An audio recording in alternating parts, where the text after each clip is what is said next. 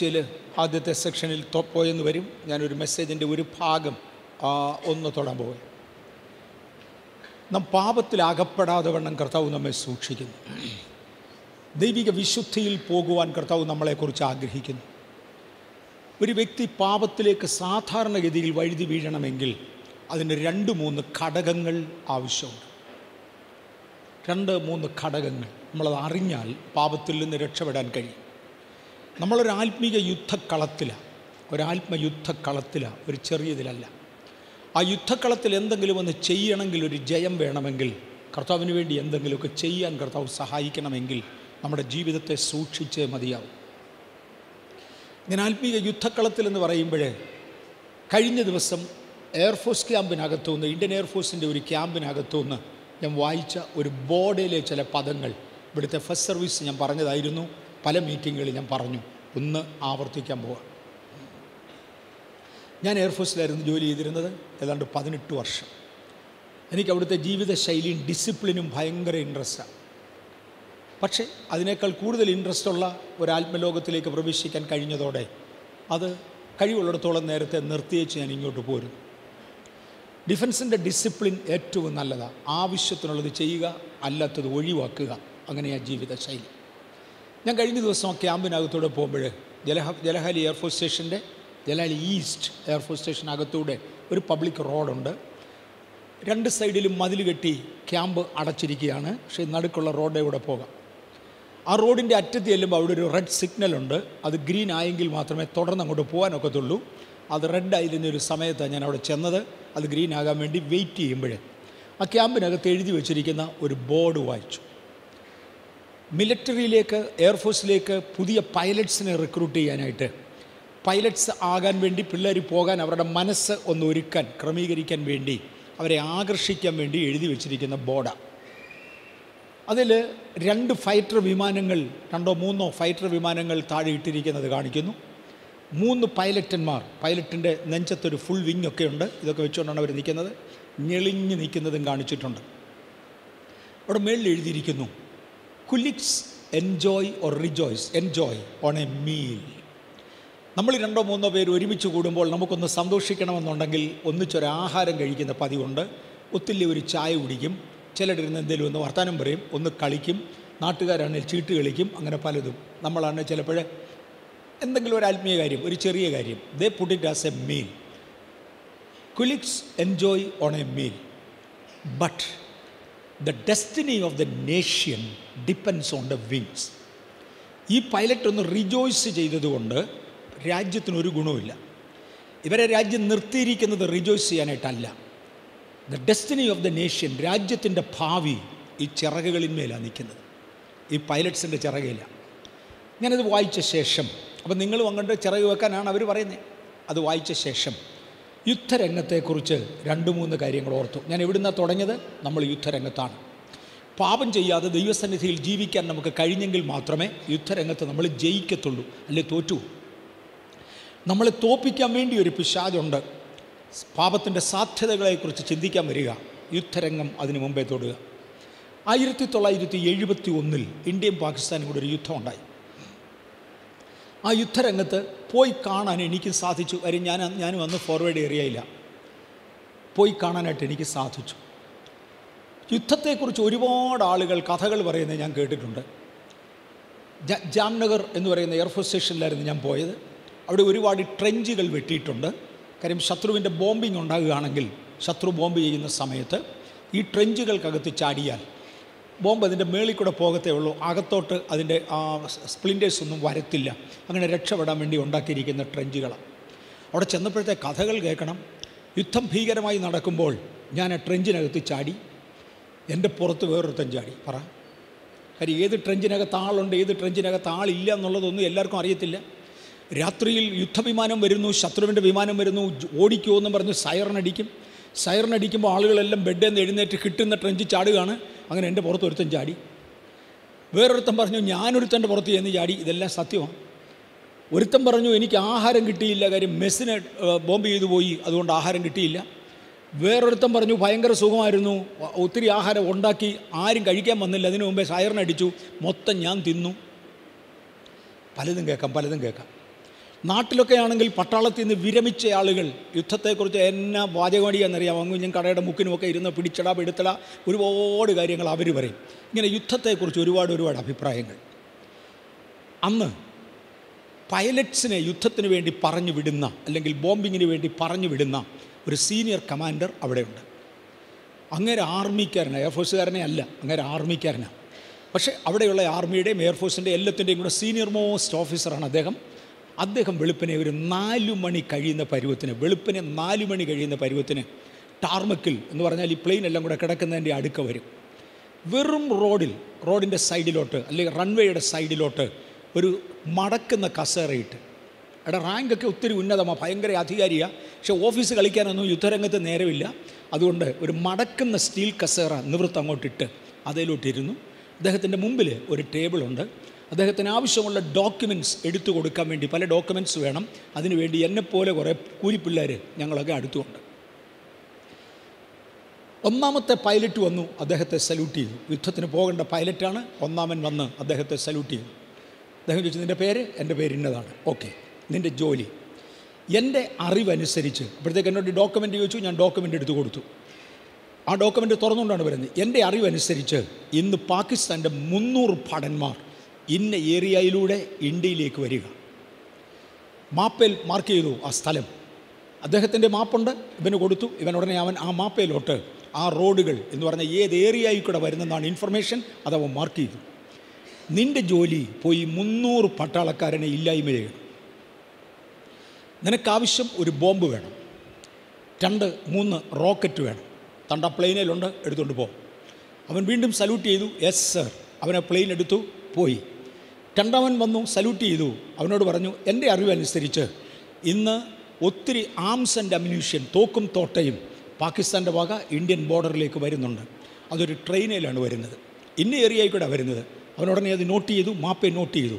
പോയിട്ട് അതിനെ തകർത്ത് വെച്ച് വരണം. നിനക്ക് 5 ബോംബ് വേണം, ഇത്ര റോക്കറ്റ് വേണം, എൻ്റെ പ്ലെയിനിലുണ്ട്, എടുത്തുകൊണ്ട് പോകും. അവൻ സല്യൂട്ട് ചെയ്തു, സർ. അവൻ പോയി. ഇങ്ങനെ ഒരു 4-5 പേരെ പറഞ്ഞു വിട്ടു. ഇതെല്ലാം കൊച്ചു പ്ലെയിനുകളാണ്, യുദ്ധവിമാനങ്ങളെല്ലാം ചെറുതാണ്. 45 മിനിറ്റ് പറക്കാനുള്ള ഫ്യൂവലേ അതിനകത്തുള്ളൂ, അതിൽ കൂടുതൽ ഫ്യൂവലില്ല. ഇപ്പോഴത്തെ എനിക്കറിയത്തില്ല, അക്കാലത്ത് 45 മിനിറ്റേ പറക്കത്തുള്ളൂ. അപ്പോൾ ഒരു 40 മിനിറ്റിനകം ഇവരെല്ലാം തിരിച്ചു വരും. അതിന് അത്ര നേരം ഇവർക്ക് പറക്കാനൊക്കെ ഉള്ളൂ. ഒന്നാമൻ തിരിച്ചു സല്യൂട്ട് ചെയ്തു, സർ. ഞാൻ പോയപ്പോൾ സാറ് പറഞ്ഞതുപോലെ ആ 300 പേര് വരുന്നത് ഞാൻ കണ്ടു. അവരിത്ര ട്രക്കുകളിലായിട്ടാണ് വരുന്നത്. അത്ര എണ്ണത്തെ ബോംബ് ചെയ്തു. ഒരെണ്ണം പോലും മിച്ചമില്ല സർ, മൊത്തം തീർന്നു. അദ്ദേഹം വിശ്വസിക്കത്തില്ല. ഫോട്ടോ കാണട്ടെ. യുദ്ധവിമാനങ്ങൾ ബോംബ് ചെയ്യുമ്പോൾ ഒത്തിരി ഫോട്ടോ എടുക്കും. ബോംബ് അവിടെ ചെല്ലുന്നതിന് മുമ്പുള്ള ഫോട്ടോ, ബോംബ് വീഴുമ്പോഴത്തെ ഫോട്ടോ, അത് കഴിഞ്ഞുള്ള ഫോട്ടോ, ഒരു 4-5 ഫോട്ടോ കാണും ഒരു ബോംബിൽ. അദ്ദേഹം ഫോട്ടോ ഒക്കെ കാണിച്ചു കൊടുത്തു. പറഞ്ഞു, ഗുഡ്, നന്നായിരിക്കുന്നു, നീ പോയി വിശ്രമിച്ചോ. സല്യൂട്ട് ചെയ്ത് പോയി. 15 മിനിറ്റത്തെ വിശ്രമമുള്ളത്, അത് കഴിയുമ്പോൾ പിന്നെയും വിളിക്കും. ആ 15 മിനിറ്റത്തേക്ക് അവൻ പോയി, ഒരു ചായ കുടിക്കാനുള്ള നേരം. രണ്ടാമൻ വന്നു, സല്യൂട്ട് ചെയ്തു, സർ. ഞാൻ ഇങ്ങോട്ട് വരുമ്പോൾ ട്രെയിൻ കണ്ടു, ഞാൻ ബോംബ് ചെയ്തു സർ, തീർന്നു. ഫോട്ടോ കാണട്ടെ, കാണിച്ചു. അല്ലെങ്കിൽ ഒരുത്തം വന്ന് പറഞ്ഞു തിരിക്കട്ടെ, സർ, ഞാൻ അങ്ങോട്ട് പോകുമ്പോൾ ആ ട്രെയിൻ കണ്ടു, പക്ഷേ എനിക്കൊന്നും ചെയ്യാൻ ഒത്തില്ല.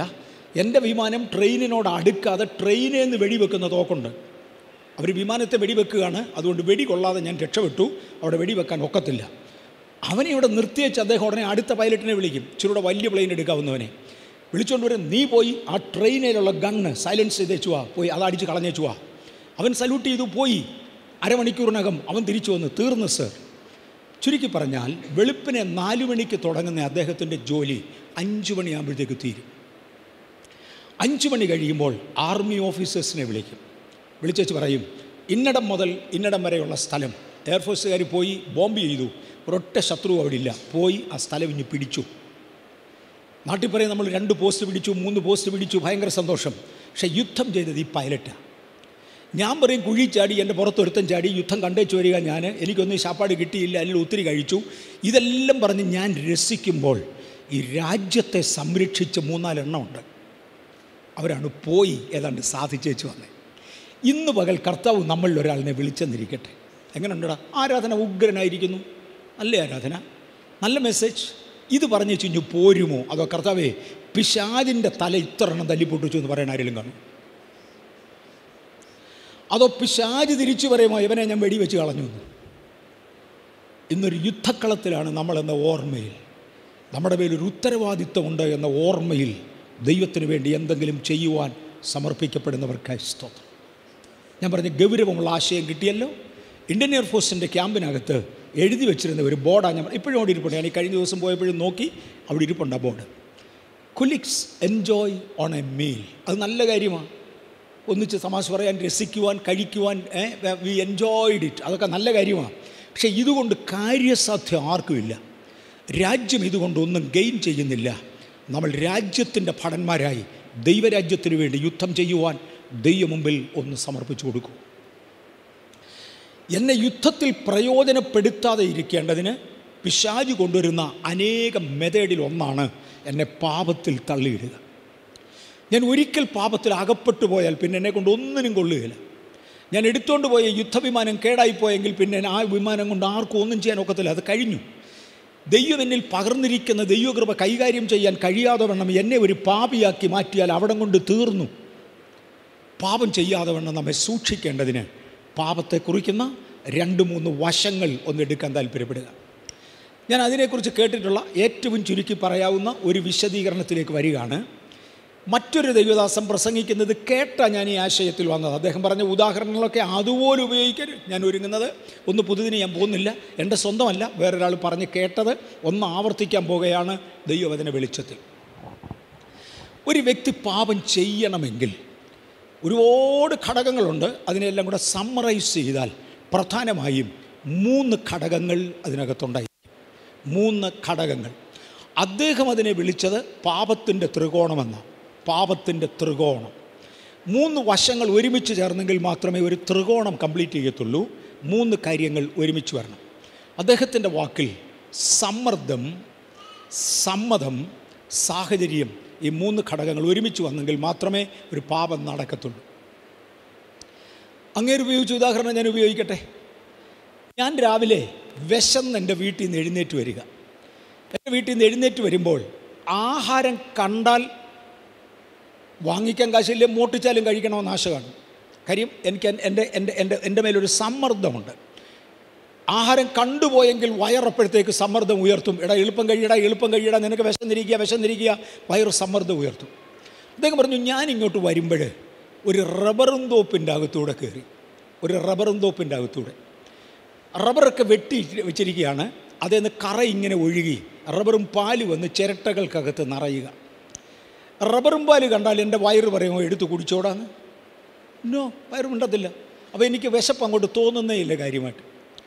ശകലം കൂടെ മുന്നോട്ട് വരുമ്പോൾ ഒരു തുറന്ന ചായക്കട. അടുത്ത് ചെന്നപ്പോൾ അതിനകത്ത് ആരും ഇല്ല. പലഹാരങ്ങൾ നിറഞ്ഞിരിക്കുക. അപ്പം എൻ്റെ വയറ് വിശക്കുന്നടാ, വയ്യടാ വിശക്കുന്നടാ. എൻ്റെ സാഹചര്യം എന്നെ സമ്മർദ്ദം ചെലുത്തും, എൻ്റെ മേൽ സമ്മർദ്ദം ചെലുത്തും. പലരും പാപം ചെയ്തേച്ച് പറയും ആ സാഹചര്യത്തിൽ അങ്ങനെ ആയിപ്പോയതാ. സാഹചര്യം വന്നാലേ പാപം ചെയ്യത്തുള്ളൂ.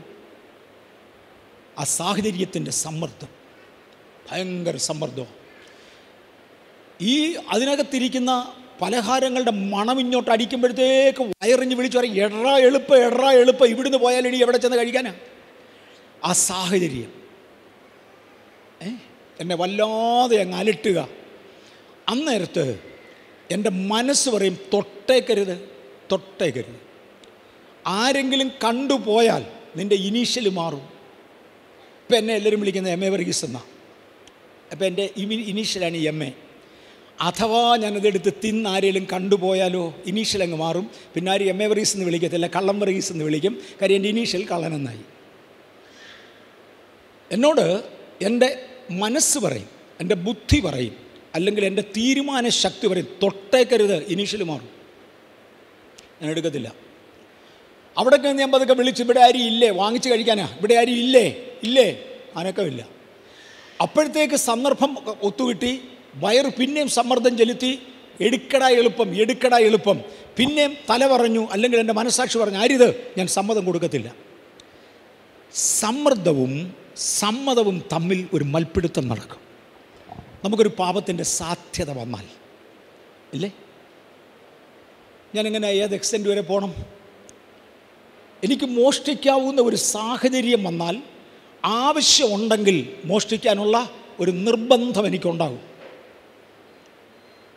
ഞാൻ 73-ാമത്തെ വയസ്സിൽ നടക്കുക, എല്ലാവർക്കും അറിയാം. എൻ്റെ മക്കളും കൊച്ചുമക്കളും എല്ലാം ഇവിടെ ഉണ്ട്. അതുകൊണ്ട് ഞാൻ ഒരു അടുത്ത പടിയിലോട്ട് കയറി ചെറുപ്പക്കാർക്ക് പ്രയോജനപ്പെടേണ്ടതിന് പറയുക. ഞാൻ അങ്ങോട്ട് പോയ വഴിക്ക് ചെറുപ്പക്കാരനായിരുന്ന കാലത്ത് പോയ കാര്യം പറയാം. ഞാൻ ചൊവ്വേ നടന്നാണ്, ചെറുപ്പക്കാരൻ നടന്നപ്പോൾ ചൊവ്വേ നടന്ന് ജീവിച്ചേച്ചാണ് ഇപ്പം വയസ്സായപ്പോൾ ഇത് പറയുന്നത്.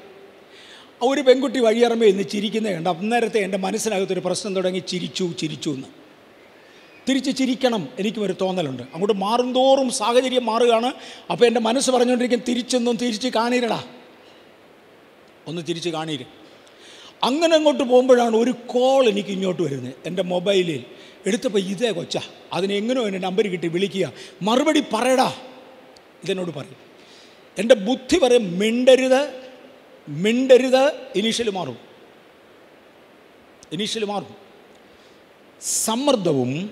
സമ്മതവും തമ്മിൽ ഒരു മൽപ്പിടുത്തം നടക്കും.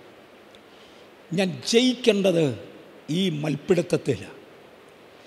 പിശാച് അതിൻ്റെ മുഴു ശക്തിയിൽ ദൈവം ഇത് നിർത്താൻ വരത്തില്ല. എൻ്റെ സ്വഭാവത്തിൽ ദൈവം മാറ്റം വരുത്തത്തില്ല.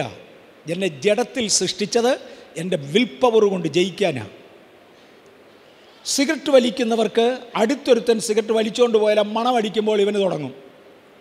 വിൽ പവറാണ് ഇതിനെ നിയന്ത്രിക്കേണ്ടത്. എനിക്ക് സിഗരറ്റിന് യാതൊരു പെശകുമില്ല, ഒരു നാറ്റമേ വരത്തുള്ളൂ. എനിക്കിതിനോടൊരു വൈരാഗ്യമേ ഉള്ളൂ, ഒരു അനുകൂലമില്ല. ഞങ്ങൾ പണ്ട് വിടുന്ന ടീം ഒരുമിച്ച് 4-5 പേര് ഒരുമിച്ച് കൺവെൻഷനുകൾക്ക് വേണ്ടി കേരളത്തിൽ പോകുന്ന പതിവുണ്ടായിരുന്നു. കൂടെ എന്നും കൺവെൻഷനാന്ന് പറയാം, എല്ലാ ആഴ്ചയിലും കൺവെൻഷനാണ്. 1-2 പ്രാവശ്യം ഞാൻ ഇവിടുന്ന് കേരളത്തിൽ പോകും. അതിന് ഈ ബസ്സിൽ ടിക്കറ്റ് കിട്ടത്തുള്ളൂ, ട്രെയിനിൽ അങ്ങനെ ടിക്കറ്റ് കിട്ടത്തില്ല. അക്കാലത്ത് എയർ ടിക്കറ്റിന് ഭയങ്കര വിലയാണ്, അത് നമ്മളെ കൊണ്ട് ഒക്കത്തുമില്ല. അപ്പോൾ ബസ്സിലാണ് പോകുന്നത്. ബസ്സിൽ കയറി കഴിഞ്ഞാൽ കയറുന്ന ഉടനെ തന്നെ അവർ എന്തുവാ സിനിമ കാണിക്കാൻ തുടങ്ങും.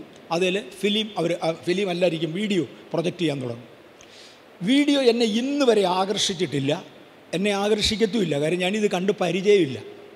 എനിക്ക് സിനിമ കണ്ട പരിചയമില്ല, വീഡിയോ കണ്ട പരിചയമില്ല. ഞാൻ അങ്ങ് ഉറങ്ങും. ഇച്ചിരി ബഹളമായതുകൊണ്ട്, ശബ്ദമുള്ളതുകൊണ്ട് അല്പം ബുദ്ധിമുട്ടുണ്ടെങ്കിലും കൈയടിച്ച് ആരാധിക്കുന്നതിന് ഇടയ്ക്കിരുന്ന് ഉറങ്ങുന്നത് എനിക്കാണോ മറ്റേതിന് ഉറങ്ങാൻ പ്രയാസം? ഞാനങ്ങ് ഉറങ്ങും. എനിക്ക് പ്രയാസമൊന്നുമില്ല, ഞാൻ ഉറങ്ങും. എൻ്റെ കൂടെ യാത്ര ചെയ്തിരുന്ന ചില സഹോദരന്മാർ പറഞ്ഞു, ബസ്സിലെ യാത്ര ഭയങ്കര പ്രയാസം. എന്ന് വെച്ചാൽ എന്നാ പറ്റി? അല്ല പിക്ചർ അവിടെ കളിക്കുന്നത് നിനക്കെന്നാ നാട്ട്? ഞാൻ തേണ്ടിരുന്ന് ഉറങ്ങുന്നു, നിനക്ക് ഉറങ്ങിക്കൂടെ? ഒരാൾ എന്നോട് പറഞ്ഞു, പാസ്വേ നിങ്ങൾ പിക്ചർ കാണാതെ വളർന്നവന്, അപ്പോൾ ഇത് നിങ്ങളെ അട്രാക്റ്റ് ചെയ്യത്തില്ല. ഞങ്ങൾ കണ്ണങ്ങ് മുറുക്കി അടയ്ക്കും. എന്നോട് ഒരാൾ പറഞ്ഞ, ഞാൻ ആളിൻ്റെ പേരങ്ങ് പറഞ്ഞേക്കാം, ഇപ്പോൾ ആലപ്പുഴ ഇരിക്കുന്ന ജോഷി പാസ്റ്റർ പറഞ്ഞ പദമാണ്. ജോഷി പാസ്റ്റർ നമ്മുടെ ചർച്ചിലെ മെമ്പറായിരുന്നു. ഇപ്പോൾ ആലപ്പുഴ ഒരു നല്ല ചർച്ചിൻ്റെ പ്രയോജനപ്പെടുന്ന ശുശ്രൂഷകനാണ്. അദ്ദേഹം ഇവിടുന്ന് പോയതാണ്. ജോഷി പാസ്റ്ററിൻ്റെ കൂടെ യാത്ര ചെയ്തിട്ടുണ്ട്. അദ്ദേഹം പറഞ്ഞത്, കണ്ണങ്ങ് അടയ്ക്കും. അഥവാ കണ്ണം തുറക്കണമെന്നുണ്ടെങ്കിൽ പോലും മുന്നോട്ട് നോക്കി കണ്ണ് തുറക്കത്തില്ല, സൈഡിലോട്ട് നോക്കിയാൽ കണ്ണ് തുറക്കത്തുള്ളൂ. പക്ഷേ ഏത് ജനലിലോട്ട് നോക്കിയാലും ഈ പിക്ചർ അവിടുന്ന് കാണാം. രാത്രിയിൽ ഓടുന്ന ഈ ബസ്സിൻ്റെ ഏത് ജനലെ നോക്കിയാലും അവിടുന്നെല്ലാം ഈ പിക്ചർ റിഫ്ലക്റ്റ് ചെയ്യുന്നത് കാണാം. ഇരിക്കാൻ ഒക്കുകയില്ല. ഇനി ചത്താലും കണ്ണ് തുറക്കുകയെന്ന് പറഞ്ഞ് അടച്ചങ്ങ് ഇരിക്കുക എന്നേലും ആ പാട്ട് എനിക്ക് പരിചയമുള്ളതാണ്. പണ്ട് ഞാൻ സിനിമാശാലയിൽ കൂടെ നടന്ന കൂട്ടത്തിൽ കേട്ടിട്ടുള്ള പാട്ടാണ്. അപ്പോൾ ഈ പാട്ട് കേൾക്കുമ്പോൾ രംഗം തന്നെ അങ്ങ് ഓർമ്മ വരിക, അറിയാതെ കണ്ണങ്ങ് തുറന്നു പോവുക. സമ്മതവും തമ്മിലൊരു ബന്ധമുണ്ട്. വിട്ടുകൊടുക്കാത്തവർക്കായി സ്തോത്രം. അങ്ങ് വിട്ടുകൊടുത്തു പോയാൽ ഞാൻ പാപത്തിൽ വീഴും. ദൈവം എന്നെക്കുറിച്ച് ആഗ്രഹിക്കുന്നത് ഈ സമ്മർദ്ദത്തിന് എൻ്റെ ബുദ്ധി വഴങ്ങരുത്, എൻ്റെ വിൽ പവർ സമ്മതിക്കരുത്. സമ്മതം മൂളിയെങ്കിലേ പാപം നടക്കൂ, അല്ലെ പാപം നടക്കുകയില്ല. ആദ്യത്തെ ഉദാഹരണത്തിൽ തിരിച്ചു വരാം. ഞാൻ ചായക്കടയ്ക്കകത്ത് നിന്ന് വിളിക്കാവുന്ന വിളിയെല്ലാം വിളിച്ച്, ആരേലും ഉണ്ടോ, എനിക്ക് 2 വട വേണം, ഒരു നെയ്യപ്പം വേണം, ആരേലും ഇവിടെ ഉണ്ടോ, ഒരു ചായ വേണം, ഒരനക്കവും ഇല്ല. അപ്പോൾ എൻ്റെ മനസ്സങ്ങ് പറഞ്ഞ് വിശപ്പങ്ങ് തീർത്ത് പറഞ്ഞ് എടറ എളുപ്പം, ഇവിടെ എങ്ങും ആരുമില്ല. ദൈവത്തിൻ്റെ കരുണയാൽ എടുക്കാൻ വേണ്ടി അലമാരുടെ അടുക്കലോട്ട് കൈ നീട്ടിയപ്പോഴാണ് അകത്തു നാരാണ്ടൊരു ചുമ. എൻ്റെ കൈ ഇനി തിരിച്ചു പോരും. പാപം ചെയ്യാനുള്ള സന്ദർഭം ദൈവം എടുത്തുകളെ. നിങ്ങൾക്ക് മനസ്സിലായോ? നമ്മൾ സമ്മതം മൂളിപ്പോയാൽ ഒന്ന് സമ്മർദ്ദം, അതുണ്ടാകാതെ നമ്മൾ സൂക്ഷിക്കണം. അങ്ങനെ ഒരു സമ്മർദ്ദം ഉണ്ടാകുന്ന സാഹചര്യത്തിൽ പോയി ചാടരുത്. 2, അഥവാ ഒരു സമ്മർദ്ദം ഉണ്ടായിപ്പോയാൽ, കാര്യം വിശക്കുന്ന വയറ് അതിനിപ്പോൾ എടുത്തു മാറ്റാൻ ഒക്കത്തില്ല. ചായക്കട വഴിയിറമ്പിൽ ഇരിക്കുന്നതുമായി എടുത്തു മാറ്റാൻ ഒക്കത്തില്ല. ഈ സമ്മർദ്ദം മുറുകിയാൽ സമ്മതം മൂളരുത്. നമ്മുടെ ബുദ്ധി, നമ്മുടെ വിൽ പവർ അത് ചെയ്യണം. ഇത് കീഴടങ്ങിപ്പോയാൽ മൂന്നാമത്തെ ഘടകമാണ് സാഹചര്യം. ദൈവം ചിലപ്പം, എപ്പോഴും ഒന്നുമല്ല, വല്ലപ്പോഴും ഒരിക്കൽ സാഹചര്യം എടുത്തു മാറ്റും. സാഹചര്യം എടുത്തു മാറ്റും. അന്നേരത്താണ് ഒരുത്തൻ ചുമയ്ക്കുന്നത് കേട്ടെ. ഞാൻ നല്ല കുഞ്ഞായിട്ട് മാറിയിരുന്നു. അല്ല, ആരെങ്കിലും ഉണ്ടോ? അപ്പോൾ അയാൾ ഔത്തുന്നു, അയാൾ ഉണർന്നു, ഉണ്ട്, എന്നാ വേണം? ചായ വേണം. ഒന്നി തന്നു, അല്ലേ തന്നില്ല. ഈ മൂന്ന് ഘടകങ്ങൾ ഒരുമിച്ച് വന്നെങ്കിൽ മാത്രമേ പാപത്തിൽ ഒരാൾ അകപ്പെടുത്തുള്ളൂ. ഞാൻ ദൈവഭക്തിക്ക് യോഗ്യമാവണ്ണം എന്നെ തന്നെ അഭ്യസിപ്പിച്ചാൽ, ഇന്ന് രാവിലത്തെ സബ്ജക്റ്റ് അതായിരുന്നു, ഫസ്റ്റ് സർവീസിൻ്റെ സർവീസ് അതായിരുന്നു. ദൈവഭക്തിക്ക് യോഗ്യമാവണ്ണം എന്നെ തന്നെ അഭ്യസിപ്പിച്ചാൽ ഈ സമ്മർദ്ദം ഒന്നും എൻ്റെ മേൽ പിടിക്കുകയില്ല. കാര്യം എൻ്റെ അഭ്യാസം വേറെയാണ്, ഞാൻ പഠിച്ചത് വേറെയാ, ഇതൊന്നും എൻ്റെ മേൽ പിടിക്കുകയില്ല. ഞാൻ പറഞ്ഞില്ല എനിക്ക് കള്ള് കൊണ്ട് കുടിക്കണമെന്ന് തോന്നത്തില്ല. കാര്യം എൻ്റെ ചെറുപ്പം മുതൽ എൻ്റെ ബോഡിയെ ഞാൻ തന്നെ പരിചയിപ്പിച്ചുകൊണ്ട് വന്നത് കള്ള് കുടിക്കാതെ. നിങ്ങളുടെ മുമ്പിൽ ദൈവത്തിൻ്റെ കൃപയിൽ ആശ്രയിച്ചുകൊണ്ട് ഞാൻ പറയാം, ഈ ആയുസ്സിൽ മദ്യത്തിൻ്റെ രുചി എന്നാന്ന് എനിക്കറിയാൻ വയ്യ. കാര്യം ഒരു തുള്ളി പോലും ഞാൻ കുടിച്ചിട്ടില്ല, തൊട്ട് നോക്കിയിട്ട് പോലുമില്ല, നോട്ട് എ ഡ്രോപ്പ്. എൻ്റെ ചെറിയ പ്രായത്തിൽ മാതാപിതാക്കൾ ആവശ്യത്തിന് കെയർ തന്നതുകൊണ്ട് ആ പ്രായവും കൊച്ചിലെ രക്ഷിക്കപ്പെട്ട് ദൈവകൃപയിൽ വന്നൊരു നല്ല സഭയിലും അല്ലെ കൊള്ളാവുന്ന ദൈവദാസന്മാരുമായി നടന്നതുകൊണ്ട് പിന്നെ ആ നല്ല ട്രെയിനിങ് എനിക്ക് കിട്ടി. ഇതിനകത്തിരിക്കുന്ന ഒരുപാട് പേര് അങ്ങനെ എന്നെപ്പോലെ നല്ല ട്രെയിനിങ് ഉള്ളവരാണ്, നല്ല ബാക്ക്ഗ്രൗണ്ട് ഉള്ളവരാണ്. നമുക്ക് കള്ളൊരു പ്രശ്നമല്ല. അല്ലെങ്കിൽ പിന്നെ ഞാൻ വോളണ്ടിയറായിട്ട് ആ സ്വഭാവത്തിന് അടിമപ്പെടണം. വോളണ്ടിയറായിട്ട് ഞാൻ പറയാം എനിക്കും കുടിക്കണം, എനിക്ക് നശിക്കണം, പിന്നെ എന്നെ അങ്ങനെയൊന്ന് അടിമപ്പെടാൻ തീരുമാനിച്ചവൻ മാത്രമേ ആ സാഹചര്യത്തിൽ വീഴത്തുള്ളൂ. യോഗ്യമായി വരിക. ഞാൻ ഇടയ്ക്ക് ഇങ്ങനെ തൊടുക.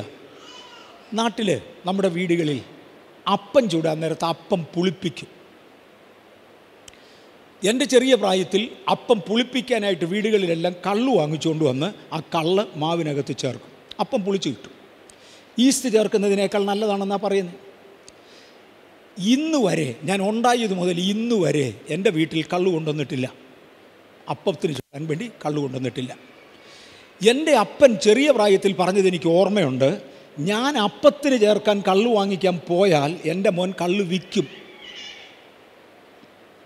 ഒരു തലമുറ തകർന്നാൽ അടുത്ത തലമുറ 7 ഇരട്ടി നശിക്കും. അത് വരരുതെങ്കിൽ ഞാൻ നോക്കിയേ പറ്റൂ. നമ്മളെല്ലാം അങ്ങനെ വേണം കേട്ടോ. യോഗ്യമായ ഒരു ജീവിതം നമ്മൾ നോക്കണം. നമ്മുടെ എല്ലാം കുടുംബങ്ങളെ നമ്മൾ യോഗ്യമായി നോക്കണം. ഇന്ന് കള്ള് ചേർത്ത് പുളിപ്പിക്കാതെ അപ്പം തിന്നാൽ രുചിക്കൊരല്പം കുറവ് കാണും. പക്ഷെങ്കിൽ നാളെ എൻ്റെ പിള്ളേര് ചൊവ്വ നടക്കുന്ന എനിക്ക് കാണാം.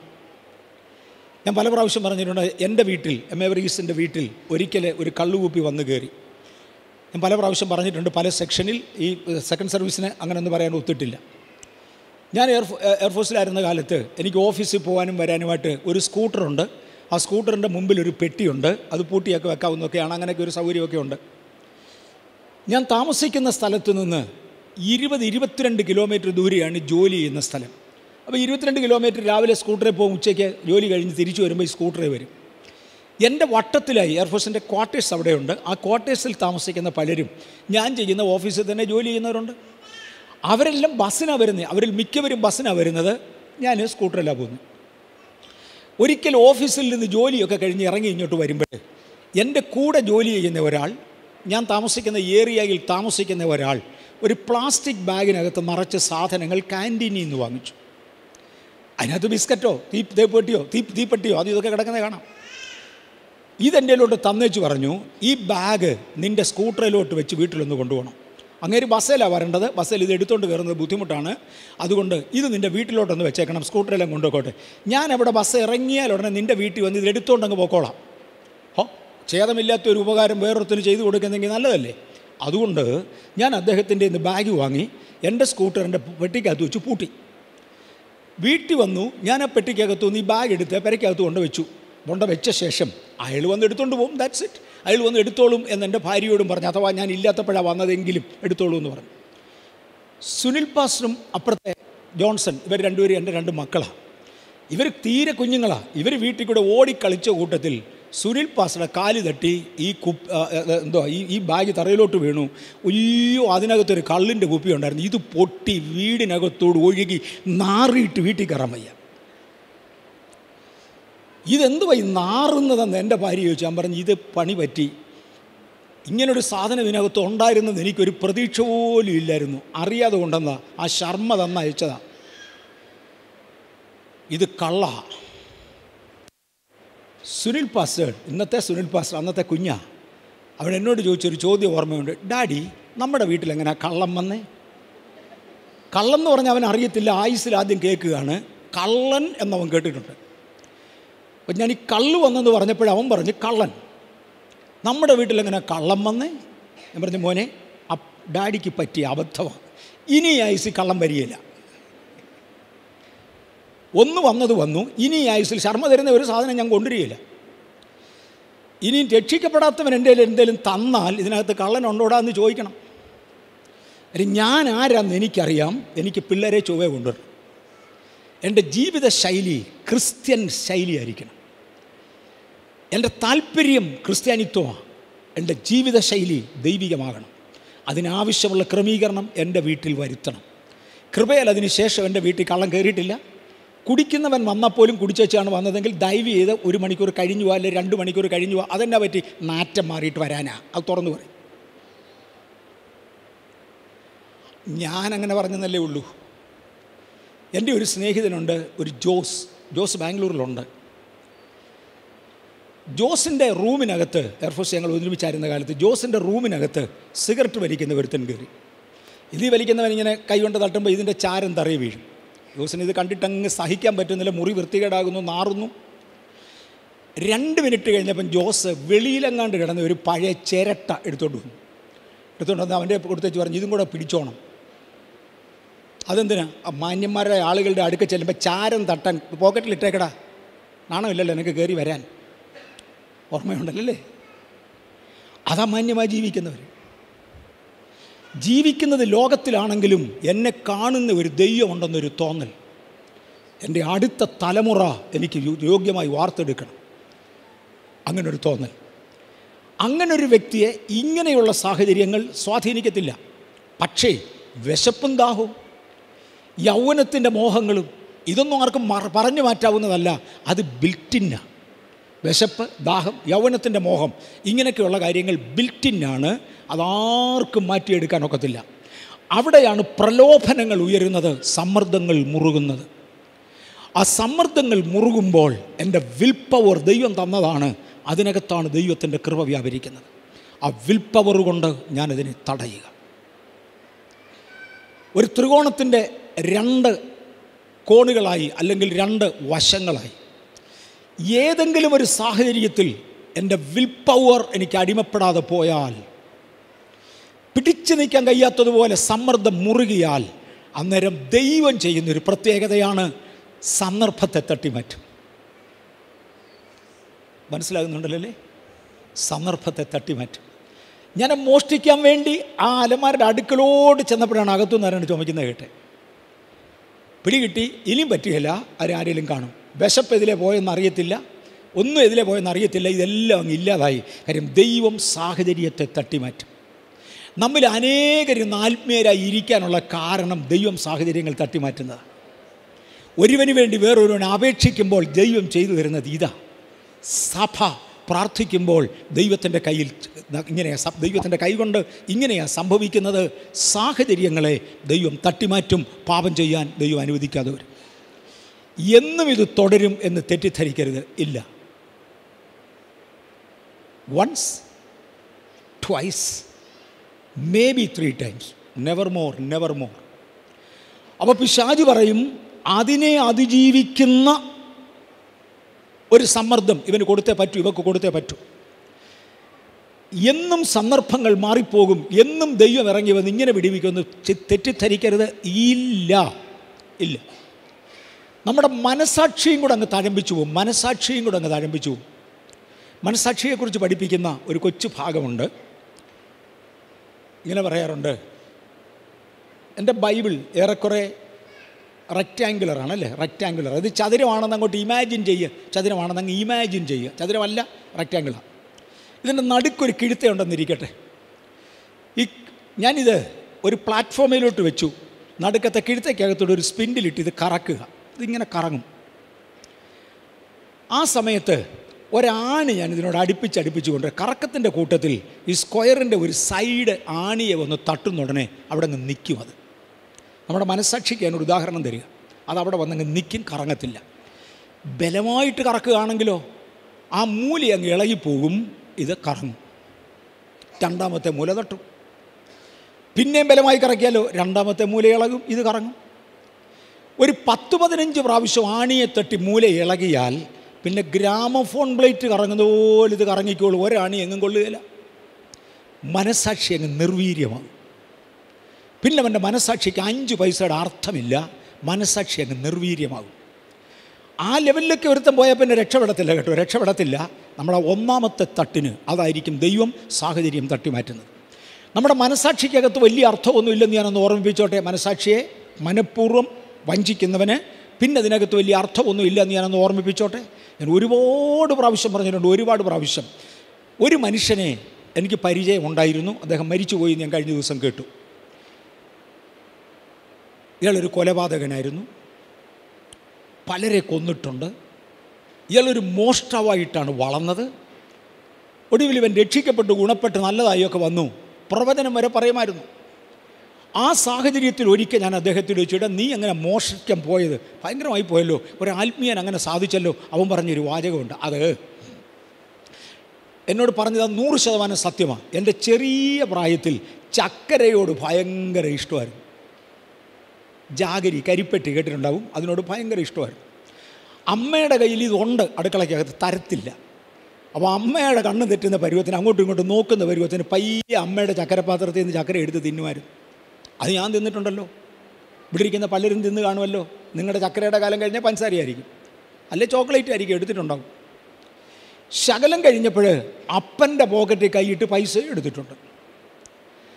മോഷണം ഒരു തമാശ, കാശില്ലാതെ എനിക്ക് ഒക്കത്തില്ല, അതിനു വേണ്ടി കാശായി. അത് കഴിഞ്ഞപ്പം വീട്ടിൽ നിന്ന് ഒതുങ്ങാതെ വന്നപ്പോൾ അയലോക്കത്തെ കോഴിക്കൂട്ടിലെ കോഴിയെ പിടിക്കാൻ തീരുമാനിച്ചു. പക്ഷെ കോഴി അലച്ചാലോ? അന്നാകെ അറിയാവുന്ന മെത്തേഡ്, അദ്ദേഹം എന്നോട് പറഞ്ഞ വാചകം ഞാൻ അതുപോലെ ആവർത്തിക്കുക. എന്നിട്ട് ജലഹാലിയുടെ അടുക്കലെ ഒരു ഫാത്തിമ പള്ളിയുണ്ട്, അതിനടുത്തായി എൻ്റെ വീട്. ആ ഫാത്തിമ പള്ളി പോയി 4 അണ അങ്ങ് നേർച്ചയിടും. എൻ്റെ മാതാവേ, കോഴിയെ പിടിക്കുന്ന കൂട്ടത്തിൽ അത് അലയ്ക്കാതെ സൂക്ഷിച്ചോണേ. അവൻ പറഞ്ഞ, മാതാവ് പ്രാർത്ഥന കേട്ടെന്നാ, ഒറ്റ കോഴി അലച്ചിട്ടില്ല. അങ്ങനെ കോഴിക്കൂടുകളിലെ കോഴിയെ 4 അണ വീതം കൊടുത്ത് പെറുക്കി. ശകലം കഴിഞ്ഞേച്ച് 50 പൈസ കൊടുത്ത് പശുക്കളെ അഴിച്ചുകൊണ്ട് പോയി. അവൻ പറഞ്ഞ വാചകമാണ്. അത് കഴിഞ്ഞപ്പോഴാണ് ഓരോ രൂപ വീതം കൊടുത്തേച്ച് വീടുകൾ മുറിച്ചകത്ത് കയറി. ഉഗ്ര മോഷ്ടാവായിട്ട് ഒരുത്തം പിടിച്ചിട്ടില്ല. ഈ നേർച്ചയിലാണ് പോകുന്നത്. അവൻ പറയുന്നത് ദൈവം സഹായിക്കുന്നതാണ്. അവൻ്റെ ശുദ്ധ മനസ്സാക്ഷി ദൈവം സഹായിക്കുന്നതാണ് പറയുന്നത്. അല്ലേ അല്ലെന്നുള്ളത് എല്ലാവർക്കും അറിയാം. അവസാനം പറഞ്ഞു, രാഷ്ട്രീയ കൊലപാതകനായി മാറി. പലരെ കുത്തിക്കൊന്നിട്ടുണ്ട്. അദ്ദേഹത്തിൻ്റെ വാചകം 17 എണ്ണത്തെ കൊന്നെന്നാ. ഓരോ മന്ത്രിമാരുടെ ആവശ്യത്തിനും വലിയവരുടെ ആവശ്യത്തിനും പോയി ഓരോരുത്തരെ കൊല്ലുക. അവനെ കുത്താൻ പോകുമ്പോൾ 5 രൂപ നേർച്ച കിട്ടേച്ചാ പോകുന്നു. തിരിച്ചു കുത്താതെ സൂക്ഷിച്ചോളാൻ. 17 എണ്ണത്തെ കൊന്നിട്ട് തിരിച്ചൊരുത്തം പോലും കുത്തിയിട്ടില്ലെന്ന്. അവൻ്റെ മനസ്സാക്ഷിയിൽ അവൻ ചെയ്യുന്നത് ശരിയാ, ദൈവം സമ്മതിച്ചതാ. നിങ്ങൾക്ക് തോന്നുന്നോ ശരിയാണെന്ന്? ഈ മനസ്സാക്ഷിക്ക് 5 പൈസയുടെ അർത്ഥമില്ല. 4 മൂലയുള്ള ഒരു സ്ക്വയർ പ്ലേറ്റ് നടുക്ക് വെച്ചിരിക്കുന്ന ഒരു സ്പിൻഡിലിൽ കറങ്ങിക്കൊണ്ടിരിക്കുമ്പോൾ സൈഡിൽ ഒരു ആണി തറച്ചു വെച്ചാൽ മൂല ഉള്ളിടത്തോളം കാലം അത് നിൽക്കും. അത് കഴിഞ്ഞാൽ ഇതങ്ങ് കറങ്ങും. മനസ്സാക്ഷി മണ്ണാങ്കട്ടയാ. അങ്ങനെയുള്ളവരുടെ മനസ്സാക്ഷി മരച്ചുപോയി. നമുക്കാവശ്യം ദൈവവചനമാ, അതിനകത്തെ വ്യവസ്ഥയാണ്. ഇതിനകത്ത് എന്തു പറയുന്നു അതാണ് സത്യം, അല്ലാത്തതെല്ലാം തോന്നലുകളാകാം. മനസ്സാക്ഷി മരവിക്കാത്തവന് സന്ദർഭങ്ങൾ മാറിയാൽ അവൻ രക്ഷപ്പെടും. പക്ഷേ 1-2 പ്രാവശ്യം സന്ദർഭങ്ങൾ മാറ്റിയേച്ച് തമ്പുരാനും അങ്ങ് നിർത്തും. എന്തിന് ഞാൻ നിൻ്റെ മൂല ഇളക്കണം? സ്വയം ദൈവസന്നിധിയിൽ സമർപ്പിച്ചാൽ പാപത്തിൻ്റെ ത്രികോണത്തിൽ നിന്ന് ദൈവം നമ്മെ വിടുവിക്കും. സമ്മർദ്ദം പിന്നെ വന്നുകൊണ്ടിരിക്കും, അതൊരു കാലത്ത് നിൽക്കത്തില്ല. പിശാച് ഉള്ളിടത്തോളം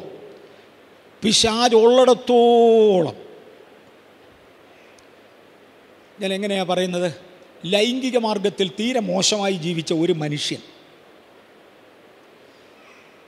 ഒരു സീനിയറായ പാസ്റ്റർ എടുക്കൽ ഒരാൾ ചോദിച്ചു, ഇന്നയാൾ ലൈംഗികമായി തീരെ മോശം, അവൻ പോകുന്നിടത്തെല്ലാം അനാവശ്യം കാണിക്കും, ഇവൻ എത്ര വയസ്സ് കഴിഞ്ഞാൽ നമുക്കിവനെ വിശ്വസിക്കാം? ഒരാളിനോട് ചോദിച്ചതാണ്. ഒരു പാസ്റ്റർ തന്നെയല്ല, അദ്ദേഹം പാസ്റ്ററുമാണ്, അതേ സമയത്ത് മനഃശാസ്ത്രത്തിൽ ഒരുമാതിരി കഴിവുള്ളവനുമാണ്. ഇവൻ എത്ര വയസ്സ് വരെ നമ്മളിവനോട് അകന്ന് നിൽക്കണം, എത്ര വയസ്സ് കഴിഞ്ഞാൽ ഈ സ്വഭാവങ്ങൾ മാറും? ആ വയസ്സായ മനഃശാസ്ത്രത്തെക്കുറിച്ച് അറിയാവുന്ന ആ കർത്താവിൻ്റെ ദാസൻ പറഞ്ഞൊരു മറുപടി കേട്ടോണേ, ഇവൻ ചത്തൊരു 24 മണിക്കൂറുകൂടി ഇവനെ സൂക്ഷിച്ചോണം.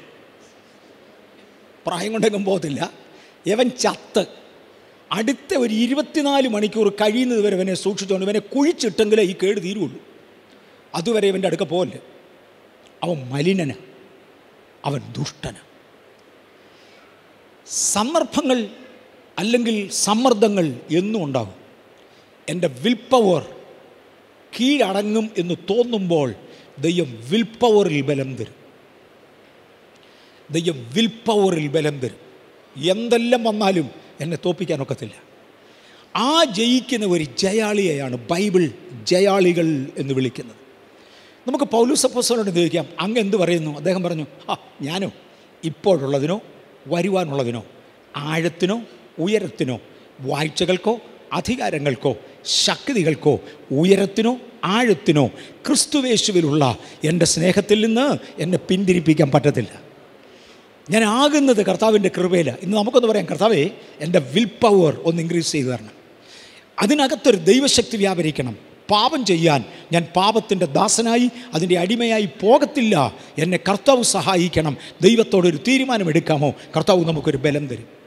ഞാൻ 1-2 ആശയങ്ങളിലൂടെ വളരെ വേഗത്തിൽ പോകാം. പാപത്തിൻ്റെ ത്രികോണം അവിടെ കൊണ്ട് ഞാൻ പതുക്കെ നിർത്തുകയാണ്. എന്നിട്ട് അടുത്ത ഒരിടത്തോട്ട് പോകുക.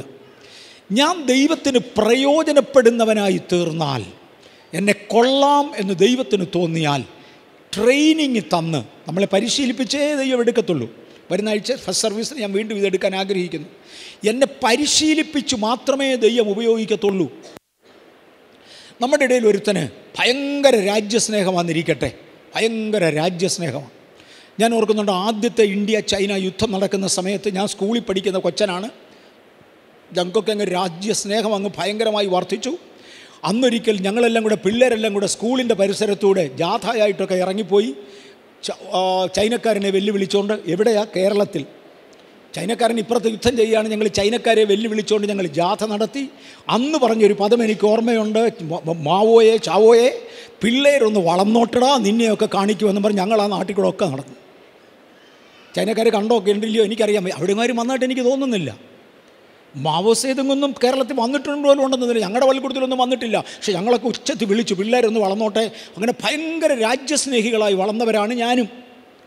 ഒടുവിൽ ഞാൻ വന്ന് പട്ടാളത്തിൽ ചേർന്നപ്പോൾ പറഞ്ഞെന്നിരിക്കട്ടെ, എനിക്ക് ട്രെയിനിങ് വേണ്ട, ഭയങ്കര രാജ്യസ്നേഹമാണ്, ഞാൻ യുദ്ധം ചെയ്തോളാമെന്ന് പറഞ്ഞാൽ നിങ്ങൾക്ക് തോന്നുന്നു ആരെങ്കിലും എന്നെ യുദ്ധരംഗത്ത് വിടുമെന്ന്? പിന്നെ രാജ്യം തീർന്നില്ലേ?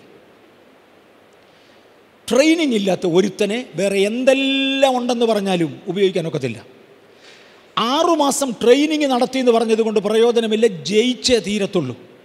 എന്നെയും നിങ്ങളെയും ദൈവം ഉപയോഗിക്കണമെങ്കിൽ നമ്മളെ ട്രെയിനിങ്ങിനകത്ത് ജയിച്ചിരിക്കണം. ജയിച്ച് കയറിയ ഒരു ദൈവ പൈതൽ ചിലരെ കൊണ്ട് ഒക്കും. അതുകൊണ്ടാണ് ഞാൻ ഇന്ന് ഈ ഒരു ശൈലിയിൽ പോകുന്നത്. അതുകൊണ്ടാണ് ഞാൻ റെഗുലർലി ഇവിടെ മെസ്സേജ് എടുക്കുന്നുമില്ല. ട്രെയിനിങ്ങിൽ ജയിച്ച ഒരു ദൈവ പൈതലിനെ കൈ കിട്ടിയ കർത്താവ് പറയുന്നത് എന്നാണെന്നറിയാമോ? എൻ്റെ കൂടെ ഒരു യുദ്ധവീരനുണ്ട്, ഒരു യുദ്ധവീരൻ. ഇനി ഇവന് വേണ്ടതൊരു അഭിഷേകമാണ്. എനിക്ക് എന്നെ ട്രെയിനിങ് ഉണ്ടെങ്കിലും ആംസ് ആൻഡ് അമ്യൂണിഷൻ ഇല്ല എന്നെ വെച്ച് യുദ്ധം ചെയ്യാൻ. തോക്കും തോട്ടായും കയ്യിലില്ലേ എന്നെ ചെയ്യാൻ. എനിക്ക് യുദ്ധ പരിചയം ഉണ്ടെന്നുകൊണ്ട് എന്നെ എടുക്കാൻ. എനിക്ക് ആവശ്യമുള്ള ഇംപ്ലിമെൻറ്റ്സ് എൻ്റെ കയ്യിൽ തരുന്നതിനെ അഭിഷേകം എന്നിപ്പോഴങ്ങോട്ട് ചിത്രീകരിക്കാം. അത് ദൈവം തരും. ഇതും കൂടെ കൊണ്ടുപോയാലേ പറ്റത്തുള്ളൂ. ഇതെല്ലാം കൂടെ ഒരുമിച്ച് വരണം. എങ്കിൽ മാത്രമേ ഒരു യുദ്ധരംഗത്ത് വിജയിക്കാനൊക്കത്തുള്ളൂ. ഞാൻ യുദ്ധരംഗത്താണ്. ഒന്നുകൂടെ ആദ്യത്തെ സ്റ്റേറ്റ്മെൻറ്റ് ഓർമ്മിപ്പിക്കട്ടെ. Coolies enjoy on a meal.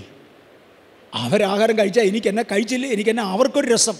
രസിച്ചിട്ട് എന്നെ രസിച്ചില്ല, എന്നെ ഗുണമോ ദോഷമോ അതുകൊണ്ട് ആർക്കും വരാനില്ല. It is all useless. It's all useless. ദൈവത്തിന് വേണ്ടത് 2 ശത്രുവിനെ അടിച്ച് താഴെ ഇട്ടതാണ്. ദൈവം ഒരിക്കൽ ദാവീദിനെ രാജാവാക്കാൻ തീരുമാനിച്ചു.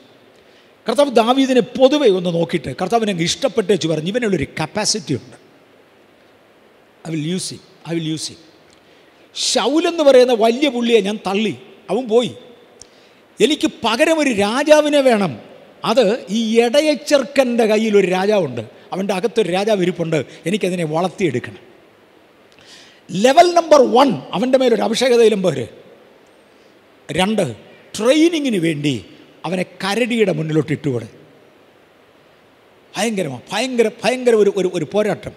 അവനെ കരടിയുടെ മുന്നിലോട്ട് ഇട്ടുകൂടെ. കരടിയോട് ജയിച്ചു വരട്ടെ. കർത്താവേ, ഇതിനാണോ എന്നെ അഭിഷേകം ചെയ്ത് വെച്ചത്? നാളെ കരടിയുടെ മുന്നേ കൊണ്ടിടാൻ. മോനെ, അഭിഷേകം തുടങ്ങിയതല്ലേ ഉള്ളൂ. ആദ്യം കരടിയോട് പിടി, പിന്നെ ബാക്കി പറയാം. അവിടെ എഴുതിയിരിക്കുന്ന ഒരു പദം, കയ്യിൽ ഒന്നുമില്ലാതിരിക്കെ കരടിയെ വലിച്ചു കീറിയുന്നു. അത് എന്നെ ബലമായി. കയ്യിൽ ഒന്നുമില്ലാതിരിക്കുക ഒരു അരിവാളുണ്ടായിരുന്നു, പിച്ചാത്തി ഉണ്ടായിരുന്നു, വാളുണ്ടായിരുന്നു, വെട്ടി കീറിയെടുത്തുന്ന ഒന്നുമില്ല, കയ്യിൽ ഒന്നുമില്ലാതിരിക്കെ. അങ്ങനെയാണ് എൻ്റെ സിരകളിൽ ബലം പകരുന്ന ദൈവം.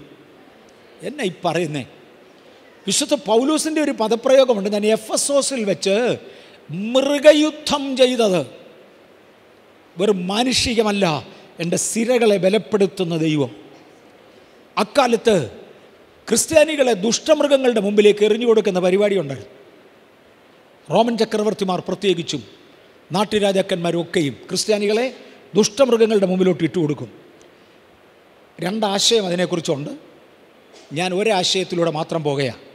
പൗലോസിനെയും ദുഷ്ടമൃഗങ്ങളുടെ മുമ്പിൽ എടുത്തിട്ടു കൊടുത്തു.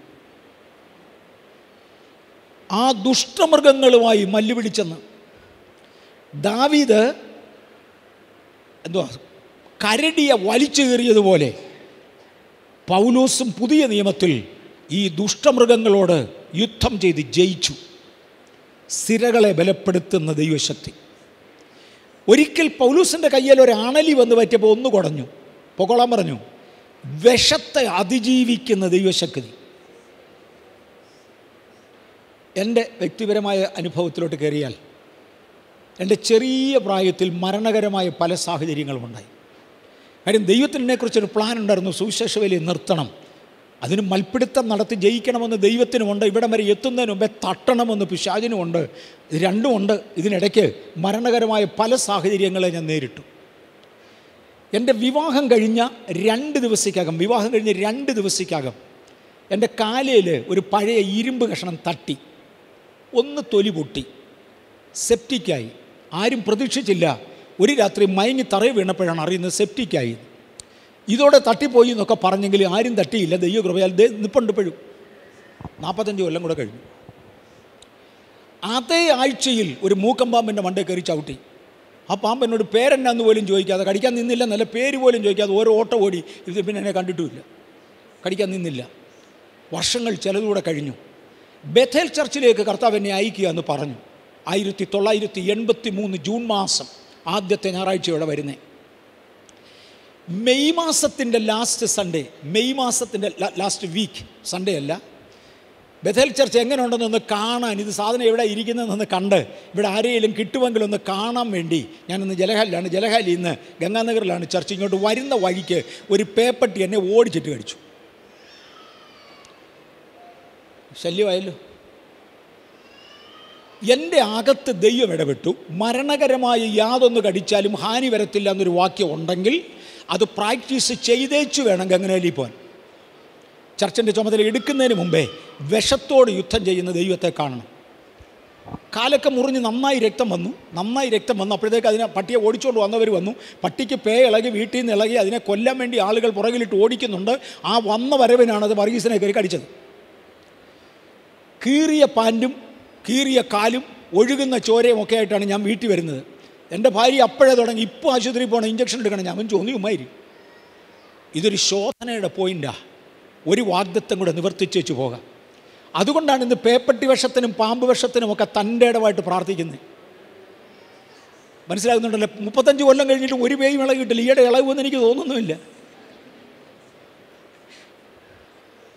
ദൈവവചനത്തിൽ എന്തെങ്കിലും ഉണ്ടെന്നാ. ദാവീദേ, അങ്ങേ രാജാവാക്കി എനിക്ക് വളർത്തിയെടുക്കണമെങ്കിൽ ഒരു അഭ്യാസം തികയ്ക്കണം. അതിനാദ്യമേ കരടിയെ പിടിച്ചോ. നിങ്ങൾ തമ്മിലൊരു യുദ്ധം കാണട്ടെ. നിനക്കാവശ്യമുള്ള ബലം ഞാൻ തരാം. ഞാൻ നിൻ്റെ സിരകളെ ബലപ്പെടുത്താം. വിഷമുള്ളത് കയറി കടിച്ചാൽ ഞാൻ വിഷം മാറ്റിത്തരാം. മരണകരമായി യാതൊന്ന് കടിച്ചാലും കുടിച്ചാലും നിനക്ക് ഹാനി വരത്തില്ല. അത് എൻ്റെ വചനമാണ്. കരടിപ്പോരിൽ ദാവീദ് ജയിച്ചു. നിങ്ങൾ ആരെങ്കിലും ഉണ്ടോ കരടിപ്പോരിൽ? വെറും കരടി നിങ്ങളുടെ മുന്നേ വരണമെന്നൊന്നുമില്ല. സാഹചര്യങ്ങളുടെ കരടികൾ, അതിനെ വലിച്ചു കീറാൻ ഒരു ദൈവകൃപ. ജയിച്ചു കഴിഞ്ഞപ്പോൾ കർത്താവ് പറഞ്ഞു, ബലബേഷ്, കൊള്ളാം, വാടാ, സിംഹത്തെ തരാം. അടുത്ത പടി കയറാൻ സിംഹത്തെ തരാം, വാ. സിംഹത്തെ ജയിച്ചു.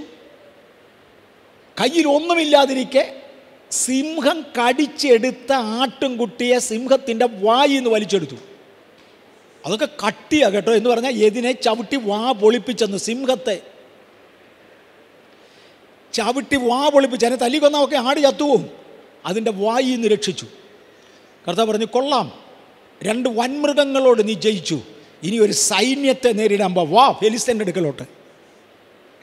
അതിൻ്റെ മുന്നിലൊരുത്തൻ നിപ്പുണ്ട്. അവൻ്റെ പുറകിൽ അമ്പും വില്ലും ധരിച്ച, വാളും പരിചയം കുന്തവും എടുത്ത ആയിരങ്ങളാണ് സൈന്യം. ഒരു സൈന്യത്തെ നേരിടുവാ. ദാവീദ് പറഞ്ഞു, ഇപ്രാവശ്യം കയ്യിൽ ഒരു കവിണയുണ്ട്, 5 കല്ലുമുണ്ട്. ഒന്നുമില്ലാതെ മറ്റേ 2 എണ്ണത്തെ നേരിട്ടത്. ഇവരെ നേരിടാൻ അയോഗ്യമായ ചില ആയുധങ്ങൾ, ഇത് ആരും അംഗീകരിക്കുന്നതല്ല, അത് മതി, ദൈവത്തിനത് ചെയ്യാം. അത് കഴിഞ്ഞപ്പോൾ പറഞ്ഞു, നിൻ്റെ സ്വന്തം രാജ്യത്തെ രാജാവ് നിനക്കെതിരായി തിരിയട്ടെ, നിൻ്റെ സ്വന്തം രാജ്യത്തോട് യുദ്ധം ചെയ്യ്, നിൻ്റെ സംയമനം കാണണം. തെളിയിച്ചു. പറഞ്ഞു, ഇനിയും സിംഹാസനത്തിലോട്ട് കയറിക്കും. ദൈവത്തിന് നമ്മെ ചില യുദ്ധങ്ങളിലൂടെ നടത്തി ജയിപ്പിക്കാനുണ്ടാവും. പാപത്തിൻ്റെ കുഴിയിൽ വീഴാതെ 1 or 2 അവസരങ്ങൾ ദൈവം നമ്മെ രക്ഷിച്ചെന്ന് വരാം. തുടർന്ന് നമ്മിൽ നിന്ന് ദൈവം ചില വലിയത് പ്രതീക്ഷിക്കുന്നു. നിൽക്കുമോ? നമ്മെ യുദ്ധത്തിൽ ജയിപ്പമാറാക്കുന്നവനുണ്ട്. ഇതൊക്കെ പറയുന്ന ചില പദങ്ങളുണ്ട്. അവൻ യുദ്ധത്തിന് എൻ്റെ കൈകളെയും പോരിന് എൻ്റെ വിരലുകളെയും അഭ്യസിപ്പിക്കുന്നു. ഞാൻ അന്ന് ആ കവണയ്ക്കകത്തുനിന്ന് കല്ലെടുത്ത്, എൻ്റെ ഇടയ സഞ്ചിയായ പൊക്കണത്തിനകത്തുനിന്ന് കല്ലെടുത്ത് ആ കവണയിലോട്ട് വെച്ച് ചുഴറ്റിയത് എനിക്ക് ഓർമ്മയുണ്ട്.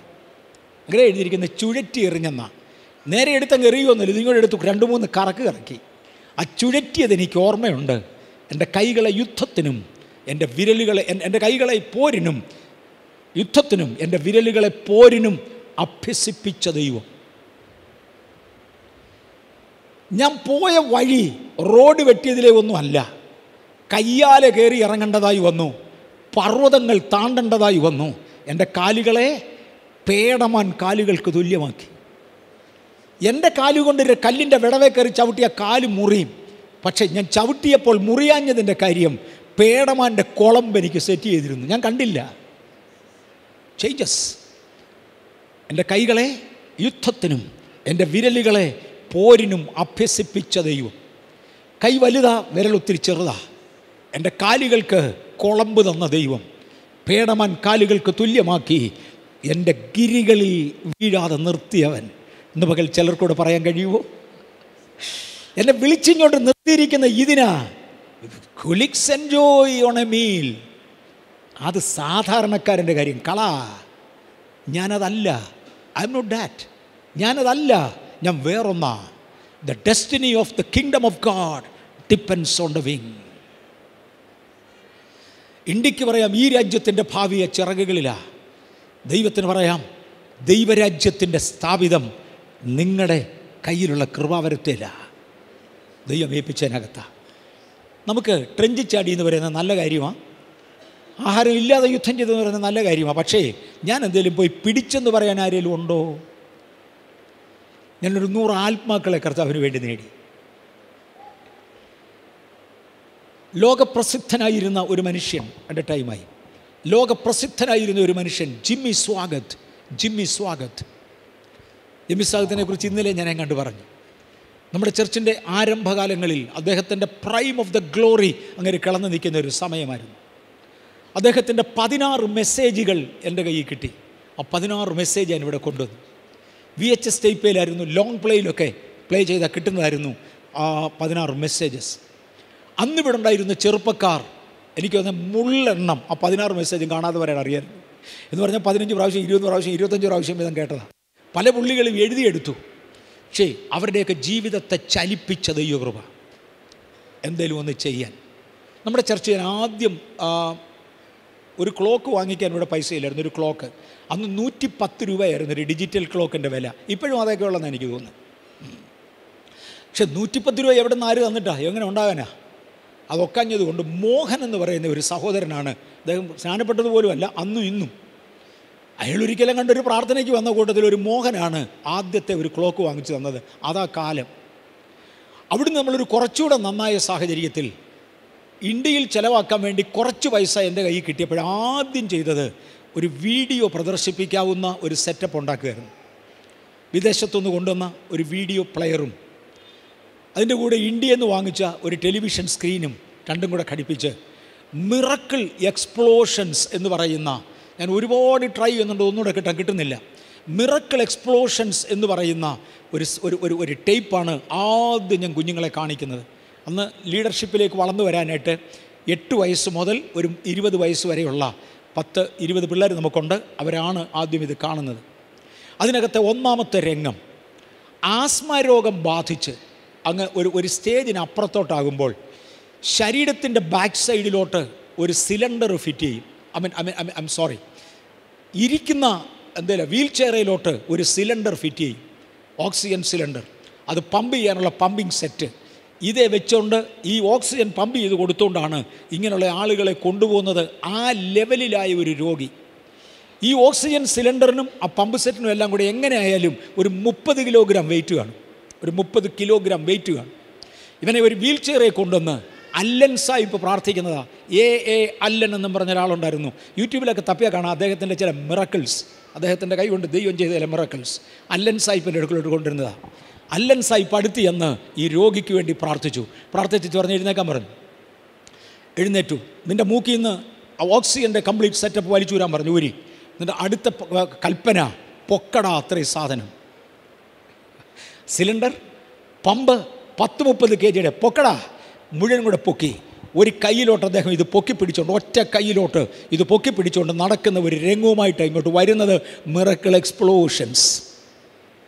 2, ഞാൻ ഒത്തിരി പ്രാവശ്യം പറഞ്ഞിട്ടുണ്ട്, പെടലിക്ക് നെക്കിനൊരല്പം പ്രോബ്ലം ഉണ്ടെങ്കിൽ ഒരു നെക്ക് കോളർ ഉപയോഗിക്കും. നടുവിൻ്റെ എല്ലിനൊരു കേടുണ്ടെങ്കിൽ ഒരു ബെൽറ്റ് ഉപയോഗിക്കും. നട്ടെല്ല് മൊത്തം പോയാൽ എന്നാ ചെയ്യും? നട്ടെല്ല് മൊത്തം പോയാൽ അതിനൊരു കേജിനകത്ത് അവരെ കയറ്റും. ബ്രാസ് കൊണ്ടുണ്ടാക്കിയ ഒരു കേജ്, അതിൻ്റെ സൈഡിലെല്ലാം ഈ റിബ്സ് പോലെ കാണാം. അതിനകത്തോട്ടങ്ങ് കിടത്തും. ഇവനെ നട്ടെല്ലില്ല, അത് ഒടിഞ്ഞു പോയതോ പൊട്ടിപ്പോയതോ ദ്രവിച്ചു പോയതോ. ഈ കേജിനകത്തിട്ട് കേജ് അങ്ങ് അടച്ചങ്ങ് പൂട്ടിയാൽ പിന്നെ ഇവനെ എഴുന്നേപ്പിച്ച് നിർത്തിയാൽ നടക്കാം. ഇരുന്ന് പോയാൽ പിന്നെ എഴുന്നേക്കാനൊക്കത്തില്ല. എഴുന്നേപ്പിച്ച് നിർത്തിയാൽ നടക്കാം. ചുമ്മാ ഇരുന്നാൽ അവിടെ അങ്ങനെ ഇരിക്കാം.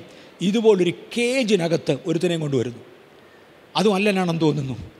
അദ്ദേഹം പ്രാർത്ഥിച്ച ശേഷം കേജ് ഇങ്ങോട്ട് അയച്ചു, കയ്യിലോട്ട് പൊക്കാൻ പറഞ്ഞു. അതും കാണും 10-20 kg വരുന്ന കേജും പൊക്കിക്കൊണ്ട് ഒരുത്തം വരുന്ന വരവാ. ഇതൊക്കെ കണ്ടപ്പോഴാണ് ഞങ്ങളുടെ കുഞ്ഞുങ്ങൾ, ദൈവമേ ഇങ്ങനെ പ്രവർത്തിക്കുന്ന ഒരു ദൈവം ഉണ്ടെങ്കിൽ എനിക്കും ഈ കൃപാവരം വേണമെന്ന് പറഞ്ഞ് തറയിൽ കിടന്നുകൊണ്ട് ഉരുളുന്നത് എനിക്ക് ഓർമ്മയുണ്ട്. തറയിൽ കിടന്ന് ഉരുളുന്നത്. അവരിൽ പലരും ഇന്ന് ക്യാൻസറിനെങ്കിലും പ്രാർത്ഥിക്കും. മനസ്സിലാകുന്നുണ്ടോ? നമുക്കൊരു നല്ല എക്സാമ്പിൾ വേണം നമ്മളെ വളർത്തിയെടുക്കാൻ. ദൈവത്തിന് നമ്മൾ ട്രെയിൻ ചെയ്യാനായി ഒരു കൂട്ടം ആൾ വേണം. ദൈവിക ട്രെയിനിങ്ങിനൊന്ന് ഏൽപ്പിച്ച് കൊടുക്കണമെങ്കിൽ ചില ബേസിക് ക്വാളിഫിക്കേഷൻ ഉണ്ട് കേട്ടോ. പട്ടാളത്തിൽ ട്രെയിനിങ്ങിന് എടുക്കണമെന്നുണ്ടെങ്കിൽ ഒരു ബേസിക് ക്വാളിഫിക്കേഷൻ ഉണ്ട്. അതിൻ്റെ ബേസിക് ക്വാളിഫിക്കേഷനാണ് ജീവിതത്തിലെ ജയാളിത്വം. ഇന്ന് പകൽ ചിലരുടെ പറയുമ്പോൾ, കർത്താവേ എനിക്ക് ജീവിതത്തിൽ ജയിക്കണം, ദൈവത്തിനൊരു വേക്കൻസി ഉണ്ട്, ദൈവത്തിന് എന്നെ ആവശ്യമുണ്ട്, എന്നെ ദൈവം ഉപയോഗിക്കേണ്ടതിന് എനിക്ക് ജീവിതത്തിൽ ജയിക്കണം. ഇന്ന് പകൽ പാപത്തിൻ്റെ ത്രികോണത്തിൽ നിന്ന് വിടുവിച്ചെടുത്ത ദൈവം നമ്മെ പാപത്തിൻ്റെ മീതെ ഉയർത്തുവാൻ, നമ്മെ ജയാളികളാക്കി മാറ്റുവാൻ തൃക്കരങ്ങളിലേക്ക് ഏൽപ്പിക്കാം. നമുക്ക് പ്രാർത്ഥിക്കാം. കർത്താവേ, ഇന്ന് പകൽ ഞങ്ങളുടെ കുഞ്ഞുങ്ങളെ ദൈവകരങ്ങളിലേക്ക് ഏൽപ്പിക്കുക. ഞാൻ യേശുവിൻ്റെ നാമത്തിൽ വരെ അനുഗ്രഹിക്കുന്നു. ദൈവത്തിന് വേണ്ടി ജയാളികളായി പോകുവാൻ കർത്താവ് ഇവരെ ശക്തീകരിച്ചാലും മുഴുമഹത്വവും അങ്ങേക്ക്. അത് യേശുവിൻ്റെ നാമത്തിൽ തന്നെ. ആമേൻ.